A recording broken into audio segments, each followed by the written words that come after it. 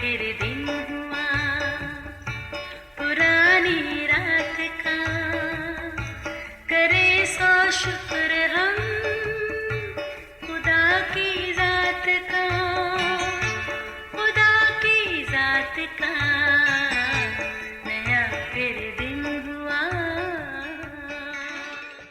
आज की आयत। तब नैनवा के बाशिंदों ने खुदा पर ईमान लाकर रोज़े की मुनादी की और अदना व आला सब ने टाट ओढ़ा। यूना 3:5 आयत। अजीज़ो, एक बार पतरस ने यीशु से पूछा, अगर मेरा भाई मेरा कसूर करे तो मैं कितनी बार उसे मुआफ़ करूं? यीशु ने जवाब दिया, 7 के 70 बार। अगर हम मल्टीप्लाई करें तो ये 490 का नंबर बनता है। खैर, हम इंसान अपनी फितरत से बखूबी वाकिफ़ हैं। किसी को मुआफ़ करने का अंसर हम में बहुत कम पाया जाता है, या कभी मुआफ़ कर भी दें तो ये एहसान के ज़ुमरे में आता है, मगर खुदा की ज़ात का कोई एहसानी नहीं। ज़रा सोचिए, हम कितनी बार खुदा की नाफरमानी करते, ढेरों झूठ बोलते और कई गुनाह हमसे सरजद होते हैं, मगर वो हर बार हमें मुआफ़ करने और सारी नाराज़गी से पाक करने में सच्चा और आदिल है। अजीज़ों, आज एक बार फिर यूना नबी को याद करते हैं। कैसी दलेरी से उसने खुदाए अजीम के हुक्म को तोड़ा, अपनी जिम्मेदारी से मुंह मोड़कर खुदा के खिलाफ दूसरी राह को चल दिया और एक बड़े बहरी जहाज़ में छुपकर सो गया। हैरत की बात यह है कि दूसरों की तरह अगर वो भी समंदर में तूफ़ान से बचने के लिए अपने खुदा से दुआ मांगता तो ऐसा मुमकिन नहीं था कि खुदा ना सुनता, मगर उसने खुद को समंदर की लहरों के हवाले करना खुदा का हुक्म मानने से ज़्यादा तरजीह दी।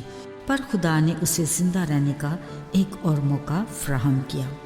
3 दिन रात मछली के पेट में रहने के बाद खुदा के हुक्म से जैसे ही मछली ने उसे खुश्की पर उगला, खुदा ने यूना नबी को कहा, उठ, नैनवा शहर को जा और जिसका तुझे हुक्म दिया था मुनादी कर।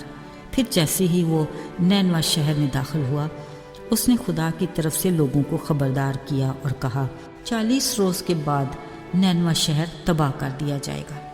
ये खबर पूरे शहर के लिए बेहद परेशान कुन थी। शायद वो यकीन ना भी करते, मगर उन्हें अंदाज़ा था कि यूना एक नबी है। वो उस खुदा का पैगाम लेकर आया है जिसे वो नहीं जानते। पर उसी वक्त वो यूना नबी के खुदा पर ईमान लाकर हर अदना व आला ने रोज़ा रख कर टाट ओढ़ा। जैसे ही बादशाह ने सुना, कलाम में लिखा है, उसने भी अपना शाही लिबास उतार टाट ओढ़ा और राख पर बैठ गया और मुनादी कर दी कि कोई इंसान या हैवान ना कुछ खाए ना पिए। खुदा से गिरे आज़ारी करके बुरी रवश और हाथ के जुल्म से बाज आए, इस उम्मीद के साथ कि खुदा ज़रूर रहम करेगा और अपने कहरे शदीद को हमसे बाज रखेगा ताकि हम हलाक ना हों।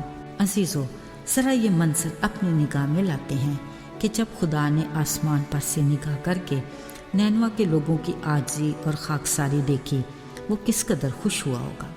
और ये भी कि उन्होंने अपने बुरे कामों को तर्क कर दिया तो मेहरबान खुदा फ़ौरन अपने कहर से बाज आया। कैसा खूबसूरत नज़ारा था ये कि आलम बाला पर खुदा की तमजीद और ज़मीन पर सुलह। अजीज़ों, ऐसे में हमारे अज़ली दुश्मन इब्लीस की चालाकी देखिए। यूना नबी ये सूरत हाल देखकर शदीद नाराज़ हुआ, इतना कि खुदा से अपनी मौत की मिन्नत करने लगा।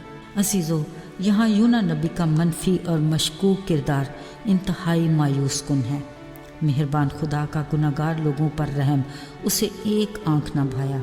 उसे खुदा की मर्ज़ी, उसके फ़ैसले से ज़्यादा अपनी अनापरस्ती और खुदी को तरजीह दी।